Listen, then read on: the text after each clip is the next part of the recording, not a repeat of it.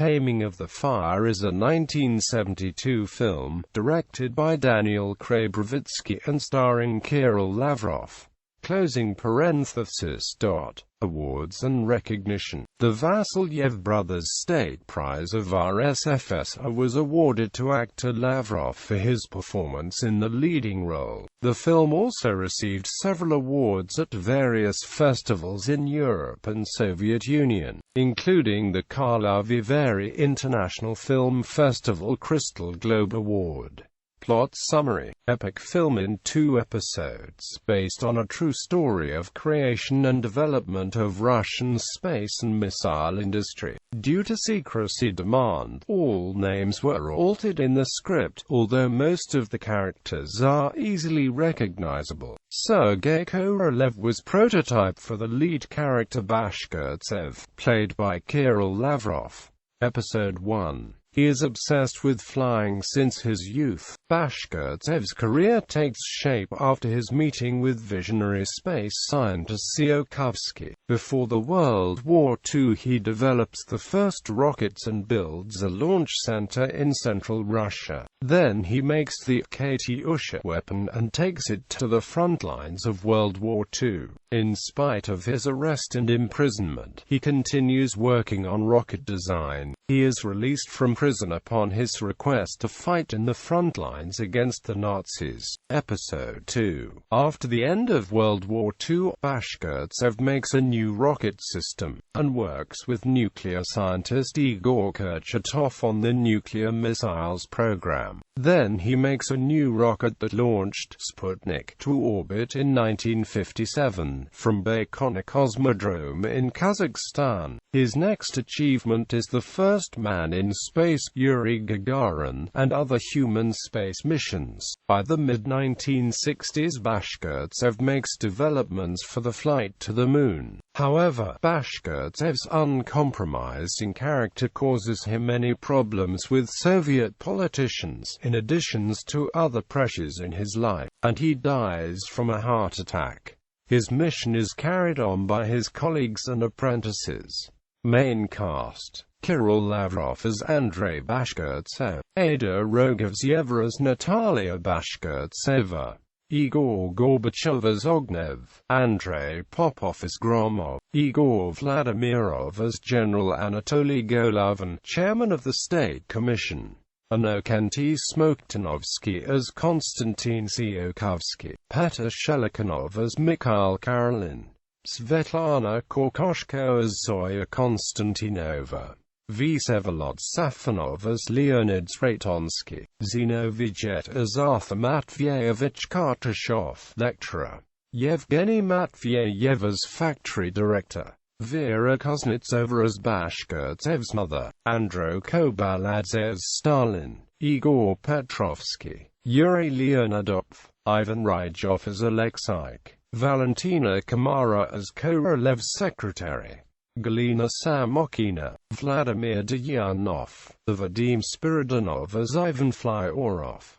Nikolai Barman, Galax Kolchitsky as Kurchatov, Vitaly Belyakov, Lavr Lindan, Georgy Shevtsov, Evgeny Steblov as Innokenty Bashkirtsev, Anatoly Chelymbitko as Gagarin, crew, director, Daniil Khrabrovitsky, writer, Daniil Khrabrovitsky, cinematographers, Sergei Vronsky, Alexander Grigoyev, Oleg Gorshkov, U. Bergström, A. Gavrilia, E. Kurch, executive producer, Victor Cyril, composer, Andrei Petrov, editing, Nina Glagoleva, Maria Timofeeva. Production design, Yuri Kladyenko. Costumes, Natalia Fursova. Makeup, Alexei Tetyurkin, I. Bakova, M. Giliakova. Second unit director, A. Razumovsky. Sound, Yuri Rabinovich, Roman Burtz. Set designers, V. Fedulev G. Kuznetsova, V. Rapoport. Special effects, U. Chekmarov, A. Merezhko. Consultants, Boris Chertok, Mikhail Grigoyev, Alexei Izev, Nikolai Krylov, Vladimir Patrushev, S. Svigun. Music director, score, Eamon Khachaturian. Admissions and DVD sales. 1972 theatrical admissions 27,600,000. 1972 theatrical admissions in Europe unknown. 1991 to 2011 video and DVD sales in Russia and Europe over 10 million copies. Production. Mosfilm Studio was the main production company. Additional production assistance was provided by the Red Army and Gagarin Space Center in Moscow, by Baikonur Cosmodrome in Kazakhstan, and by OKB-1 and OKB-3 missile industries in central Russia and in Ukraine. All actors and crew had to pass background checks to get clearance for filming at Cosmodrome Baikonur and Gagarin Space Center in 1970 and 1971. Footages of Baikonur Cosmodrome in Kazakhstan and of the Soviet Space Center in Moscow are adding authenticity to the film, but most of the footages had not been released to the public. The original director's cut had 5,500 meters of film length, but then it was shown to Brezhnev and Politburo and was censored before the public release in 1972. The film was reduced to 4,553 meters and ran 166 minutes. Currently available copies run only 158 minutes. Comments. Epic film about the Soviet space program, loosely based on bio of the top-secret Russian rocket designer Sergei Korolev. Film was released 6 years after Korolev's death. Still, the Soviet censorship covered his real name. Other characters are also based on real people, but the names were top-secret in the Soviet Union.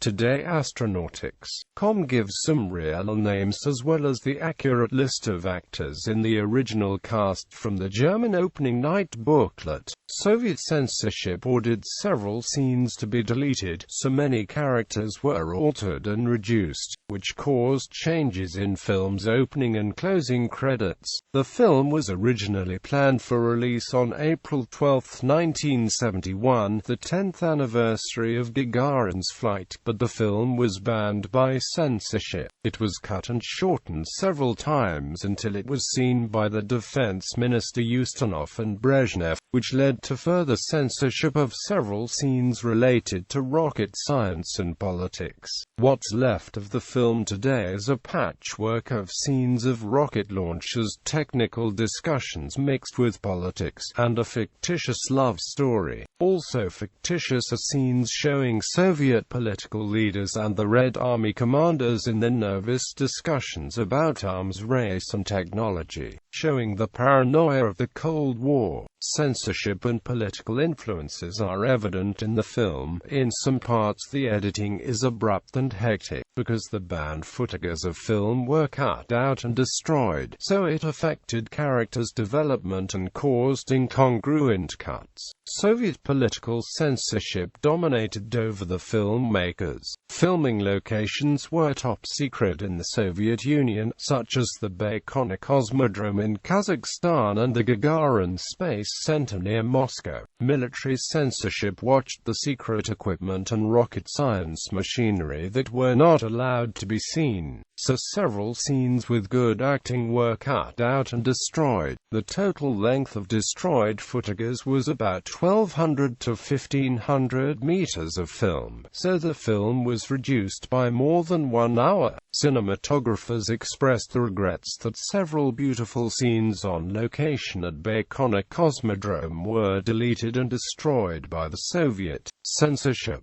so the original director's cut was losing scene after scene until it was cleared in a much shorter version for public release in April 1972. The original 1971 version of the film ran almost 4 hours, but it was reduced down to 2.5 hours before international release. The actors and filmmakers were still happy that after 2 years of work, the film was allowed for release, albeit in a shorter version. The film shows pride in such events as the launch of Sputnik in 1957 and the flight of Gagarin, the first man in space, in 1961. But in 1969, 4 American astronauts walked on the Moon, and 2 more landed there in February 1971, leaving Russia behind in the space race. Then the Soviet leadership released this film. The space race and the arms race are shown here from the Soviet side. Political figures of Stalin and the nuclear scientist Kurchatov are portrayed with careful exaggeration. Other historic figures, like Tsiolkovsky and Gagarin, fit well, albeit the fictitious parallel story of the main character's wife has no chemistry. Cinematography with 2 cameras is impressive, and music score by Andrei Petrov is memorable. The State Prize of Russia was awarded to actor Lavrov for his performance in the leading role. The film also received several awards at various festivals in Europe and Russia, including the Karlovy Vary International Film Festival Award.